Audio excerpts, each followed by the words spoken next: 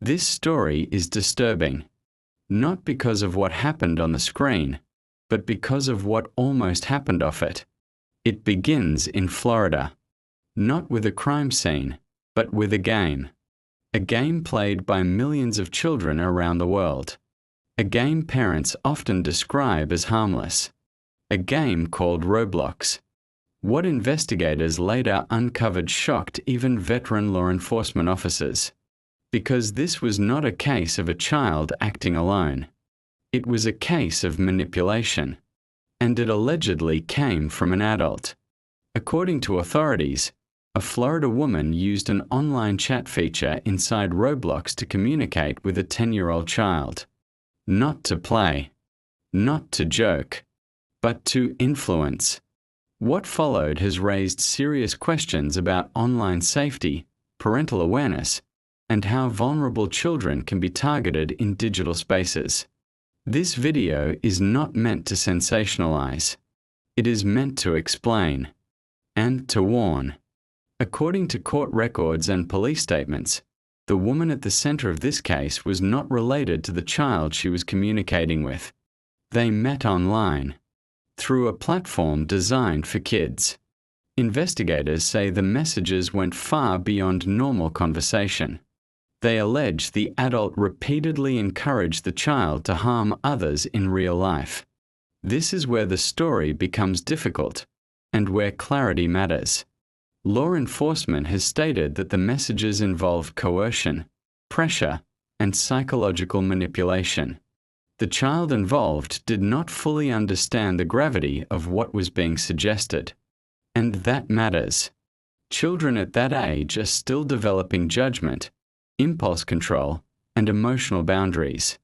Experts say this makes them especially vulnerable to adults who present themselves as authority figures, friends, or trusted guides online. At some point, something went wrong. Adults in the real world noticed concerning behavior. Authorities were contacted, and an investigation began. Law enforcement stepped in before the worst outcome occurred. The woman was arrested and now faces serious charges. Officials have emphasized that this was not a random incident, but a calculated attempt to manipulate a child through a digital platform. During press briefings, sheriffs described the case as one of the most disturbing examples of online exploitation they had encountered in decades. Not because of technology alone, but because of intent. Roblox, the platform involved, issued a response stating that they cooperate with law enforcement and have safety systems in place. But this case exposed a hard truth. No system is perfect. And moderation tools can fail when conversations move quickly, privately, or across accounts. This is not about blaming a game. It is about understanding risk. Online platforms are not playgrounds in the traditional sense. They are social spaces. And where there is communication, there is opportunity for both connection and harm. Cybercrime experts say predators do not always look like villains. They often appear patient, friendly, supportive. They gain trust slowly.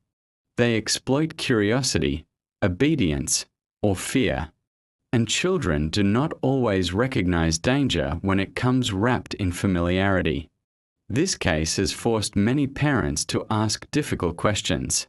Do I really know who my child is talking to online? Do I monitor chats? Or do I assume safety settings are enough? Do I talk to my child about manipulation, not just strangers? Because the reality is this: danger online does not always come from strangers.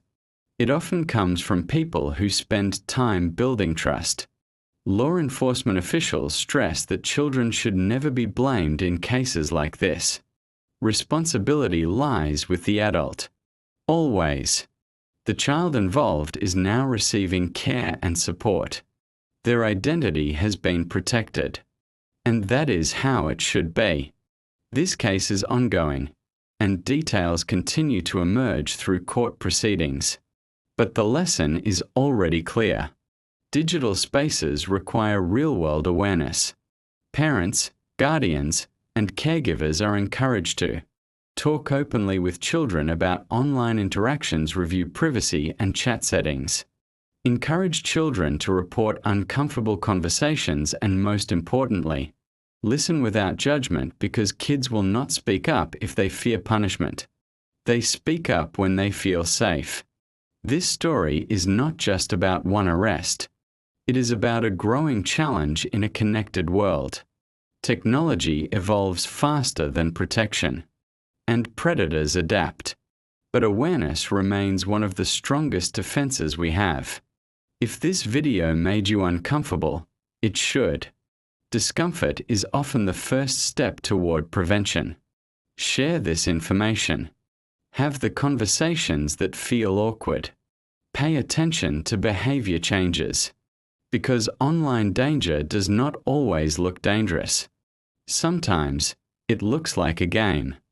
And sometimes stopping a tragedy begins with noticing the smallest warning sign. This is not just a story from Florida. It is a reminder everywhere. If this video helped you understand the risks children face online, share it with someone who needs to hear it. If you want more educational stories that raise awareness and protect lives, subscribe to this channel, like this video, and stay informed, because protecting children starts with paying attention.